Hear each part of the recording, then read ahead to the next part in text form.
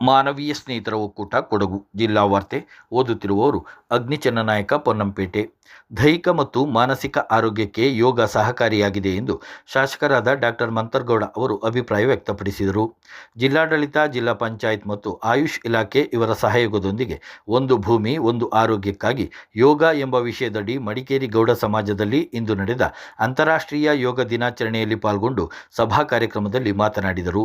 ಭಾರತೀಯ ಮೂಲದ ಯೋಗ ವಿಶ್ವದಾದ್ಯಂತ ಪಸರಿಸಿದೆ. ಪ್ರತಿನಿತ್ಯ ಯೋಗ ಮಾಡುವುದರಿಂದ ಆರೋಗ್ಯ, ಆಯಸ್ಸು ಹೆಚ್ಚಾಗಲಿದೆ. ಇದರಿಂದ ಕ್ರಿಯಾಶೀಲತೆ ಮತ್ತು ಚಲನಶೀಲತೆಯಿಂದ ಬದುಕು ನಡೆಸಲು ಸಹಕಾರಿಯಾಗಲಿದೆ. ಜೊತೆಗೆ ಮಾನಸಿಕವಾಗಿಯೂ ಸಹ ಸದೃಢರಾಗಿರಬಹುದು ಎಂದು ಡಾಕ್ಟರ್ ಮಂತರ್ಗೌಡ ಅವರು ಅಭಿಪ್ರಾಯಪಟ್ಟರು. ಜಿಲ್ಲಾ ಆಯುಷ್ ಅಧಿಕಾರಿ ಡಾಕ್ಟರ್ ಶೈಲಜಾ ಅವರು ಮಾತನಾಡಿ, ಯೋಗ ವ್ಯಾಯಾಮ ಮಾಡುವುದರಿಂದ ಪ್ರತಿನಿತ್ಯ ಚಟುವಟಿಕೆಯಿಂದ ಇರಲು ಸಾಧ್ಯ. ಆ ನಿಟ್ಟಿನಲ್ಲಿ ಉತ್ತಮ ಆರೋಗ್ಯಕ್ಕೆ ಯೋಗ ಮತ್ತು ವ್ಯಾಯಾಮ ಅತ್ಯಗತ್ಯ ಎಂದರು. ಯೋಗ ಶಿಕ್ಷಕರಾದ ಮಹೇಶ್ ಕುಮಾರ್ ಮಾರ್ಗದರ್ಶನದಲ್ಲಿ ಯೋಗಾಭ್ಯಾಸ ನಡೆಯಿತು. ಕಾರ್ಯಕ್ರಮದಲ್ಲಿ ನಗರಸಭೆ ಉಪಾಧ್ಯಕ್ಷರಾದ ಮಹೇಶ್ ಜೈನಿ, ಮಡಿಕೇರಿ ನಗರಾಭಿವೃದ್ಧಿ ಪ್ರಾಧಿಕಾರದ ಅಧ್ಯಕ್ಷರಾದ ರಾಜೇಶ್ ಯಲ್ಲಪ್ಪ, ಜಿಲ್ಲಾ ಪಂಚಾಯಿತಿ ಸಿಇಒ ಆನಂದ್ ಪ್ರಕಾಶ್ ಮೀನಾ, ಜಿಲ್ಲಾ ಪೊಲೀಸ್ ವರಿಷ್ಠಾಧಿಕಾರಿ ಕೆ ರಾಮರಾಜನ್, ಹೆಚ್ಚುವರಿ ಜಿಲ್ಲಾಧಿಕಾರಿ ಆರ್ ಐಶ್ವರ್ಯ, ಉಪವಿಭಾಗಾಧಿಕಾರಿ ವಿನಾಯಕ ನರ್ವಾಡೆ, ಕ್ಷೇತ್ರ ಶಿಕ್ಷಣಾಧಿಕಾರಿ ದೊಡ್ಡೇಗೌಡ, ಕೊಡಗು ವೈದ್ಯಕೀಯ ವಿಜ್ಞಾನ ಸಂಸ್ಥೆಯ ಡಾಕ್ಟರ್ ರಾಮಚಂದ್ರ ಕಾಮತ್, ವಿವಿಧ ಇಲಾಖೆ ಅಧಿಕಾರಿಗಳು ಪಾಲ್ಗೊಂಡಿದ್ದರು. ಜಿಲ್ಲಾ ಆರೋಗ್ಯ ಮತ್ತು ಕುಟುಂಬ ಕಲ್ಯಾಣ, ಕೊಡಗು ವೈದ್ಯಕೀಯ ಶಿಕ್ಷಣ, ಜಿಲ್ಲಾ ಪೊಲೀಸ್, ಯುವ ಸಬಲೀಕರಣ ಮತ್ತು ಕ್ರೀಡೆ, ಶಾಲಾ ಶಿಕ್ಷಣ ಮತ್ತು ಸಾಕ್ಷರತೆ, ಸಮಾಜ ಕಲ್ಯಾಣ, ಪದವಿ ಪೂರ್ವ ಶಿಕ್ಷಣ, ಎನ್ಎಸ್ಎಸ್ ಮತ್ತು ಎನ್ಸಿಸಿ ಘಟಕ, ನೆಹರು ಯುವ ಕೇಂದ್ರ, ಕೊಡಗು ಯುವ ಒಕ್ಕೂಟ, ಭಾರತೀಯ ರೆಡ್ ಕ್ರಾಸ್ ಸಂಸ್ಥೆ, ಯೋಗ ಭಾರತಿ, ಪ್ರಣವ ಯೋಗ ಕೇಂದ್ರ, ಪತಂಜಲಿ ಯೋಗ ಶಿಕ್ಷಣ, ಆರ್ಟ್ ಆಫ್ ಲಿವಿಂಗ್, ಸ್ಕೌಟ್ಸ್ ಮತ್ತು ಗೈಡ್ಸ್, ನೀಮಾ ಸಂಸ್ಥೆ ಸೇರಿದಂತೆ ಸರ್ಕಾರಿ ಮತ್ತು ಸರ್ಕಾರೇತರ ವಿವಿಧ ಸಂಸ್ಥೆಗಳ ಸಹಕಾರದಲ್ಲಿ ಅಂತಾರಾಷ್ಟ್ರೀಯ ಯೋಗ ದಿನಾಚರಣೆ ನಡೆಯಿತು.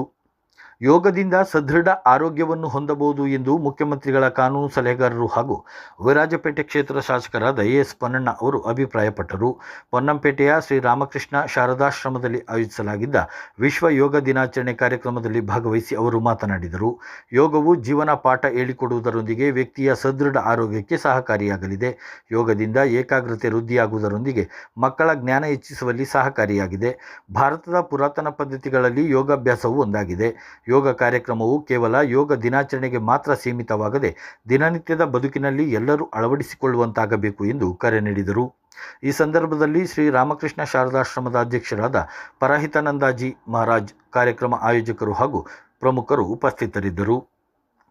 ಅರಣ್ಯ ಜೀವಿಶಾಸ್ತ್ರ ಮತ್ತು ಪರಿಸರ ಸಚಿವರಾದ ಈಶ್ವರ ಖಂಡ್ರೆ ಅವರು ಜೂನ್ 23ರಂದು ಕೊಡಗು ಜಿಲ್ಲಾ ಪ್ರವಾಸ ಕಾರ್ಯಕ್ರಮ ಹಮ್ಮಿಕೊಂಡಿದ್ದಾರೆ.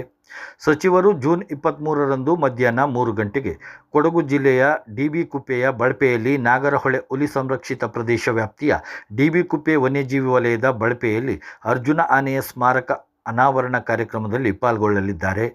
ನಂತರ ಸಂಜೆ 4 ಗಂಟೆಗೆ ಡಿಬಿ ಕುಪ್ಪೆಯ ಬಳಪೆಯಲ್ಲಿ ಜಿಲ್ಲೆಯ ಅರಣ್ಯ ಮತ್ತು ಪರಿಸರ ಇಲಾಖೆಯ ಹಿರಿಯ ಅಧಿಕಾರಿಗಳೊಂದಿಗೆ ಚರ್ಚೆ ನಡೆಸಲಿದ್ದಾರೆ ಎಂದು ಸಚಿವರ ಆಪ್ತ ಕಾರ್ಯದರ್ಶಿ ಎಆರ್ ರವಿ ಅವರು ತಿಳಿಸಿದ್ದಾರೆ.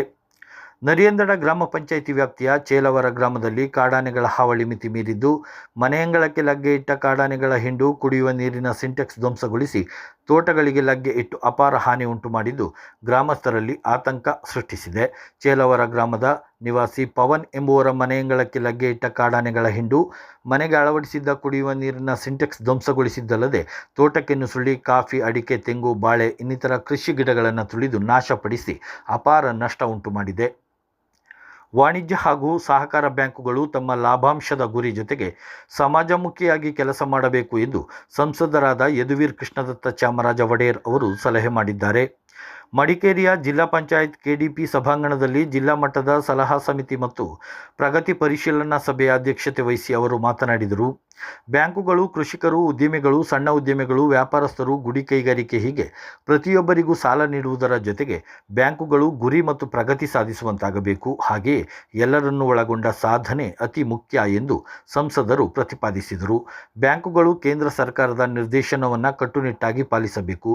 ಬ್ಯಾಂಕುಗಳ ವಾಣಿಜ್ಯ, ವ್ಯಾಪಾರ, ಕೃಷಿ, ತೋಟಗಾರಿಕೆ, ಪಶುಪಾಲನೆ, ಮೀನುಗಾರಿಕೆ ಹೀಗೆ ಆದ್ಯತಾ ವಲಯಕ್ಕೆ ಹೆಚ್ಚಿನ ಅವಕಾಶ ಮಾಡಬೇಕು ಎಂದು ಸಂಸದರು ಹೇಳಿದರು. ರಾಷ್ಟ್ರೀಕೃತ ಬ್ಯಾಂಕುಗಳಲ್ಲಿ ಕರ್ತವ್ಯ ನಿರ್ವಹಿಸುವವರು ಕನ್ನಡ ಭಾಷೆ ಕಲಿಯುವ ಮೂಲಕ ಸ್ಥಳೀಯರಿಗೆ ಹತ್ತಿರವಾಗಬೇಕು.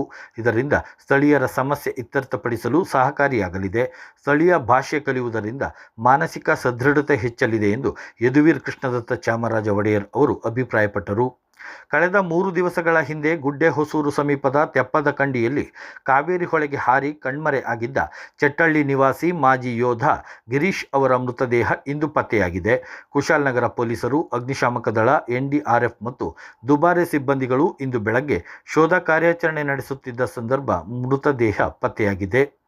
ಚಾಲಕನ ನಿಯಂತ್ರಣ ತಪ್ಪಿದ ಮಹೇಂದ್ರ ಬೊಲೆರೋ ವಾಹನವೊಂದು ರಸ್ತೆ ಬದಿಯ ಗದ್ದೆಗೆ ಉರುಳಿ ಬಿದ್ದಿದ್ದು, ಚಾಲಕ ಅದೃಷ್ಟವಶಾತ್ ಪ್ರಾಣಾಪಾಯದಿಂದ ಪಾರಾದ ಘಟನೆ ವಿರಾಜಪೇಟೆ ನಾಪೋಕ್ಲು ಮುಖ್ಯ ರಸ್ತೆಯ ನರಿಯಂದಡ ಗ್ರಾಮದಲ್ಲಿ ನಡೆದಿದೆ. ಚೇಂಡಾಣೆ ಕಡೆಯಿಂದ ಕಡಂಗಕ್ಕೆ ತೆರಳುತ್ತಿದ್ದ ಬೊಲೆರೋ ವಾಹನ ನರಿಯಂದಡ ಗ್ರಾಮದ ಕರಡ ಸೇತುವೆ ಸಮೀಪದ ರಸ್ತೆ ತಿರುವಿನಲ್ಲಿ ಚಾಲಕನ ನಿಯಂತ್ರಣ ತಪ್ಪಿ ಬೋವೇರಿಯಂಡ ಲವಕುಮಾರ್ ಎಂಬುವರ ಗದ್ದೆಗೆ ಉರುಳಿ ಬಿದ್ದಿದೆ. ಅಪಘಾತವಾದ ಅನತಿ ದೂರದಲ್ಲೇ ಕೆರೆ ಕೂಡ ಇದ್ದು ಭಾರೀ ಅನಾಹುತ ತಪ್ಪಿದಂತಾಗಿದೆ. ಭಾರತ ಮತ್ತು ಇಂಗ್ಲೆಂಡ್ ತಂಡಗಳ ನಡುವೆ ಇಂಗ್ಲೆಂಡ್ನ ಹೆಡ್ಡಿಂಗ್ಲಿಯಲ್ಲಿ ನಡೆಯುತ್ತಿರುವ 5 ಟೆಸ್ಟ್ ಸರಣಿಯ ಮೊದಲನೇ ಟೆಸ್ಟ್ ಪಂದ್ಯದಲ್ಲಿ ಮೊದಲು ಬ್ಯಾಟಿಂಗ್ ಮಾಡುತ್ತಿರುವ ಭಾರತ ತನ್ನ ಮೊದಲ ಇನ್ನಿಂಗ್ಸ್ನ 2ನೇ ದಿನದಾಟದಲ್ಲಿ 113 ಓವರ್ಗಳಲ್ಲಿ ಎಲ್ಲ ವಿಕೆಟ್ಗಳನ್ನು ಕಳೆದುಕೊಂಡು 477 ರನ್ಗಳನ್ನು ಗಳಿಸಿದೆ.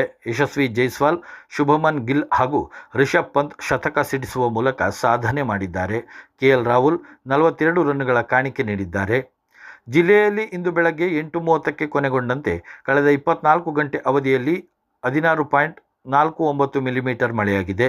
ಕಳೆದ ವರ್ಷ ಇದೇ ದಿನ 3.35 ಮಿಲಿಮೀಟರ್ ಮಳೆಯಾಗಿತ್ತು. ಹಾರಂಗಿ ಜಲಾಶಯದ ಗರಿಷ್ಠ ಮಟ್ಟ 2859 ಅಡಿಗಳಾಗಿದ್ದು, ಇಂದಿನ ನೀರಿನ ಮಟ್ಟ 2850 ಅಡಿಗಳಷ್ಟಿದೆ. ಇಲ್ಲಿಗೆ ಜಿಲ್ಲಾ ವಾರ್ತೆ ಮುಕ್ತಾಯವಾಯಿತು. ನಮಸ್ಕಾರ.